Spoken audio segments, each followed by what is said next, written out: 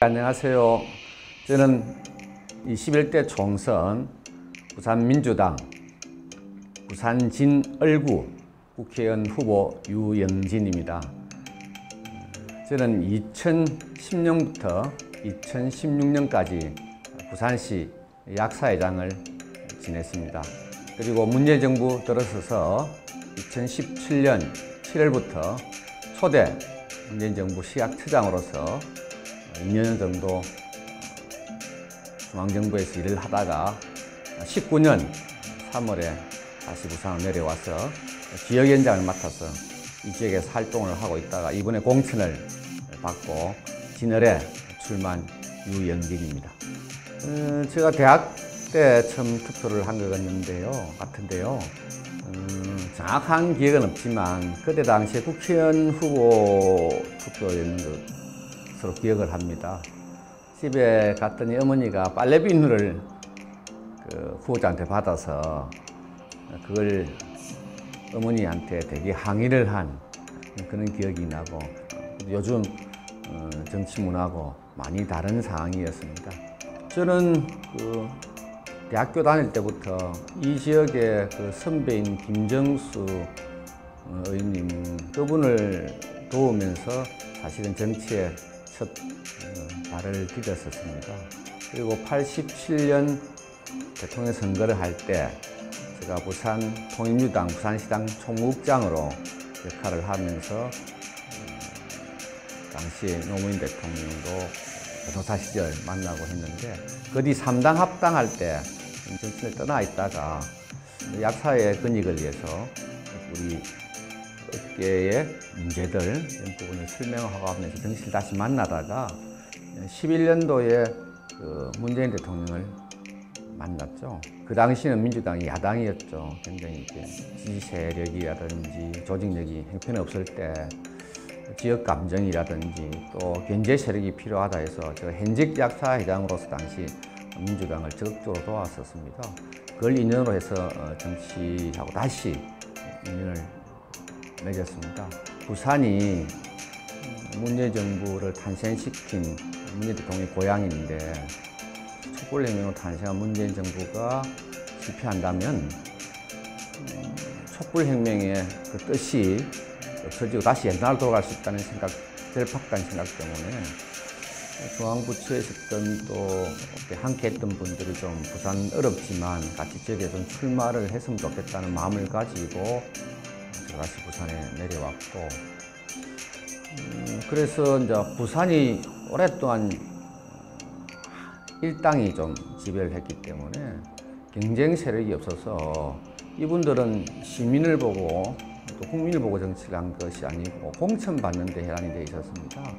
그래서 부산이 좀 이 지역이 많이 낙후되어 있습니다. 그래서 부산 우리 진구, 부산의 중심이죠.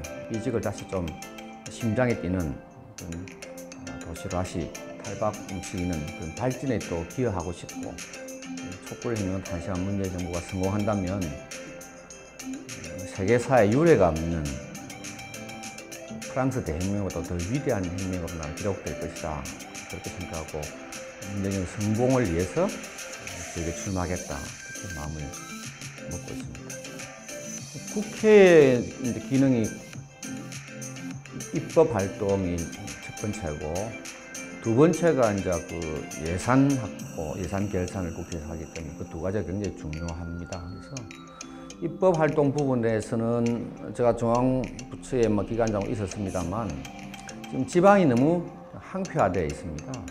그래서 지역 균형 발전에 굉장히 기여를 좀 하고 싶다. 그래서 사실은 옳은 지방자치라면 그 지역에서 난 인재들이 그 지역에서 공부하고 또 그 지역을 위해서 봉사할 수 있는 직업을 가지고 그런 시스템이 구축돼야 되는데, 지금은 인재라든지 또 돈이 다 중앙으로 가고, 사실 시장, 구청장 이런 선출직들만 지역에서 뽑는 무늬만 지방자치 아니냐. 그래서 예산 문제라든지 이런 부분, 또 국비하고 지방비 비율이 뭐 전에 8대2였습니다. 이제 6대4까지 만들겠다고 하셨는데 중앙부처의 그 저항도 뭐 만만치 않거든요. 그런 입법 활동을 적극적으로 하고 싶다는 말씀드리고 또 그 예산 문제, 결산 문제에 있어서 어쨌든 또 지역회의는 그 지역을 대표하기 때문에 그 지역의 발전을 책임져야 되는 사람이기 때문에 그런 부분에 예산을 좀 확보해서 이 지역을 좀 생동감 넘치게 활력이 돌아가는 그런 다시 부산 진구로 만들고 싶다.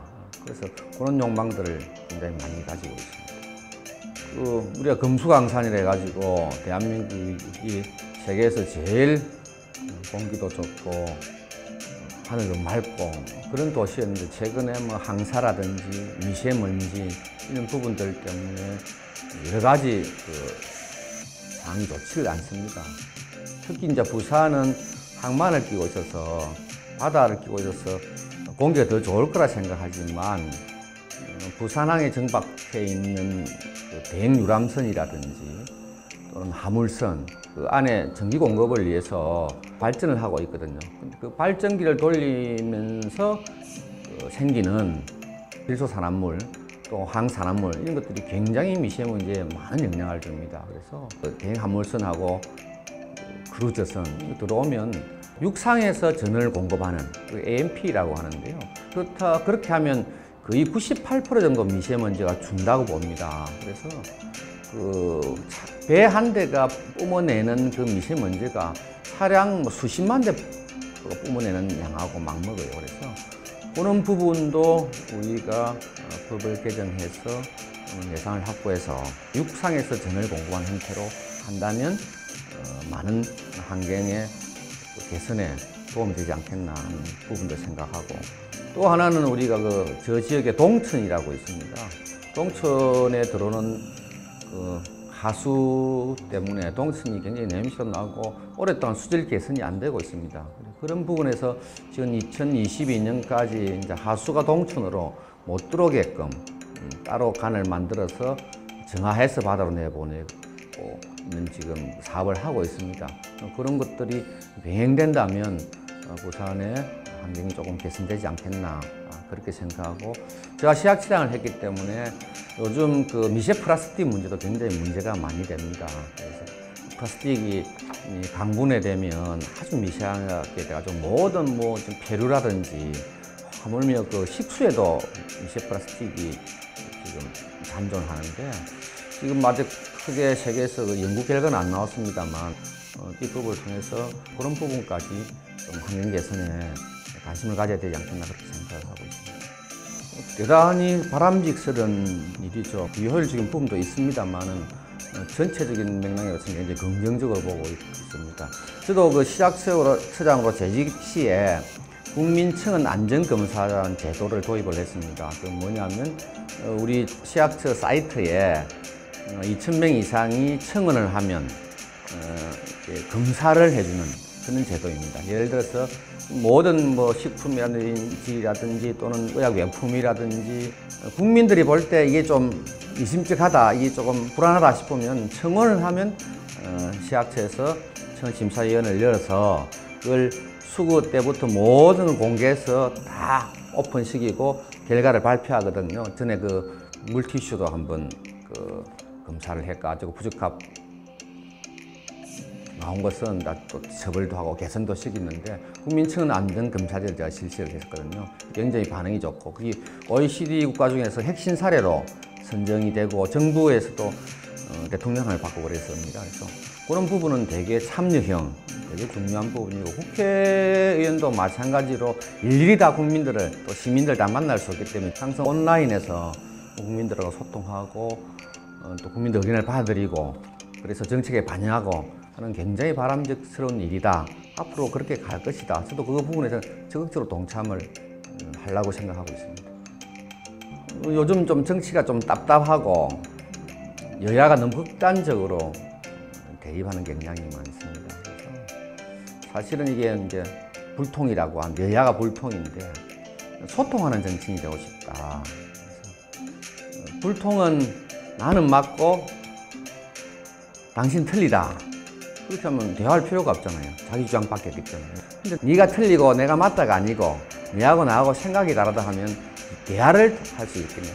그게 그 소통이라고 생각해요. 그래서 그 소통을 통해서 대화가 좀 접점을 찾고 싸우지 않고 국민들을 위해서 좀 나아가는, 그래서 화합하고 소통하는 정치인이 되고 싶다는 생각이 들고, 또 지역에서는 오랫동안 침체했기 때문에 유영진 국회의원 할 때 이 지역이 많이 발전했다,